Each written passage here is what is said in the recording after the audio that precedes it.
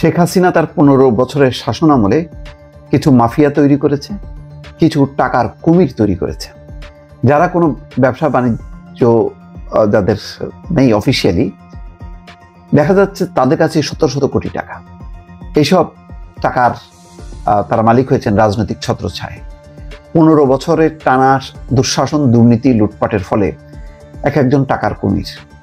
যেমন ধরেন হাসান মাহমুদ, তথ্যমন্ত্রী ছিলেন এক সময়, তারপরে পররাষ্ট্রমন্ত্রী ছিলেন, লম্বা লম্বা লেকচার। এখন খুব নিরাপদে সেই ইউরোপের একটি দেশ, সম্ভবত বেলজিয়ামে, সেখানে বসে আছেন। সেখানকার নাগরিকও হয়তো তিনি। তার পরিবারের 70টি ব্যাংক অ্যাকাউন্টে 750 কোটি টাকা লেনদেন। আচ্ছা বলেন, আমার মনে হয় যে বাংলাদেশের ইতিহাসে আর এমন কোনো শাসন ব্যবস্থা ছিল না যে শাসন ব্যবস্থায় এই সমস্ত কি বলে ল্যাসপেন্সার বলবো নাকি কি বলবো, যারা এরকম শত শত কোটি টাকার মালিক হয়েছে।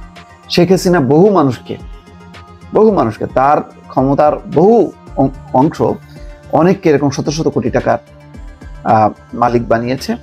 রাষ্ট্র গরিব হয়েছে, রাষ্ট্রকে লুটপাটের একটা ক্ষেত্রে পরিণত করেছে এই শেখ হাসিনা। হাসান মাহমুদের, শুধু হাসান মাহমুদ কেন, দেখেন ওই সাংবাদিক বলেন যারাই ব্যাংকে হাত দিচ্ছে, দুদক বা অন্য সংস্থা, দেখা যাচ্ছে শত কোটি টাকার নিচে নাই তাদের এত টাকার লেনদেন হয়েছে। কি ব্যবসা, কি বাণিজ্য, কেউ জানে না। দুর্নীতির মাধ্যমে সম্পদের পাহাড় গড়েছেন আত্মগোপনে থাকা সাবেক মন্ত্রী হাসান মাহমুদ। স্ত্রী, কন্যা, পরিবারের অন্যান্য সদস্য সহ নামে বেনামে স্থাবর অস্থাবর সম্পদের তথ্য দেখে রীতিমতো চোখ যেন কপালে উঠেছে দুর্নীতি দমন কমিশনের কর্মকর্তাদের। বার্তা সংস্থা বাসসের হাতে আসা ব্যাংক হিসাবে তথ্যে দেখা যাচ্ছে হাসান মাহমুদ, তার স্ত্রী নুরান ফাতেমা, মেয়ে নাফিসা জুমাইনা মাহমুদ ও তাদের নামীয় ব্যবসা প্রতিষ্ঠানগুলোর নামে 70টি ব্যাংক হিসাব পাওয়া গেছে। এসব অ্যাকাউন্টগুলো থেকে প্রায় 750 কোটি টাকা সন্দেহজনক লেনদেন হয়েছে। এই ব্যাংক হিসাবগুলোতে বর্তমানে স্থিতি আছে 23 কোটি টাকা, যা কিছু টাকা পাইছে আর কি, বাকি তো সব গেছে। দেশের মেঘনা bank, global Islami bank, AB bank, union bank, first security bank, যত ঘাপলাবাজি ব্যাংক আছে সব অ্যাকাউন্ট আছে। Mutual trust bank, Rupali bank, Pubali bank সহ আরো কয়েকটি ব্যাংকে এই লেনদেন হয়েছে।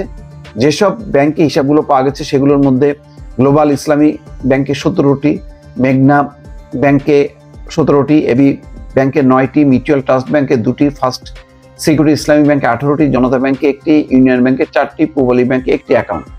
অথচ হাসান মাহমুদ স্ত্রী নুরান ফাতেমার আয়কর ফাইলের সাথে এসব আয় সঙ্গতিপূর্ণ নয়। হিসাব কষে দেখা যায় আয়কর ফাইলের তথ্যের চেয়ে বর্তমান খুঁজে পাওয়া সম্পদ অর্জনের হার প্রায় 4500 গুণ বেশি। হাসান মাহমুদের স্ত্রী, মেয়ে ছাড়াও তার 2 ভাই এরশাদ মাহমুদ এবং খালেদ মাহমুদের নামেও বিপুল স্থাবর অস্থাবর সম্পদ গড়েছেন তারা। তাদের মাধ্যমে বিদেশে টাকা পাচার, চট্টগ্রামের রাঙ্গুনিয়ায় জমি দখল, বন বিভাগের পাহাড় দখল, বাংলো বাড়ি, বাগান বাড়ি নির্মাণ, পুকুর কেটে মৎস্য চাষ, চট্টগ্রাম ও ঢাকায় অট্টালিকা ভবন, ফ্ল্যাটের মালিকানা, আবুধাবির আজমান এলাকায় বিশাল জায়গা নিয়ে রিসোর্ট তৈরির মতো বিভিন্ন অভিযোগ জমা হচ্ছে। দর্শক, দেশে বিদেশে কত টাকা রাখবে আর দেশে, তার সিংহভাগই দেশের বাইরে। এই হচ্ছে শেখ হাসিনার একজন মন্ত্রীদের চেহারা। এই হাসান মাহমুদ একা না, আরো কতজন যে আছে, সবগুলো হিসাব নিকাশ করে বের হওয়ার পর দেখা যাবে যে এর হলো একটা কি বলবো, একটা ওই আরবের শেখরা যেমন ধন সম্পদের মালিক, এরাও মোটামুটি সেরকমই, সেই পর্যায়ে, হয়তো কোনো ক্ষেত্রে তাদের থেকেও বেশি সম্পদ এদের হাতে আছে। দর্শক, subscribe to my channel.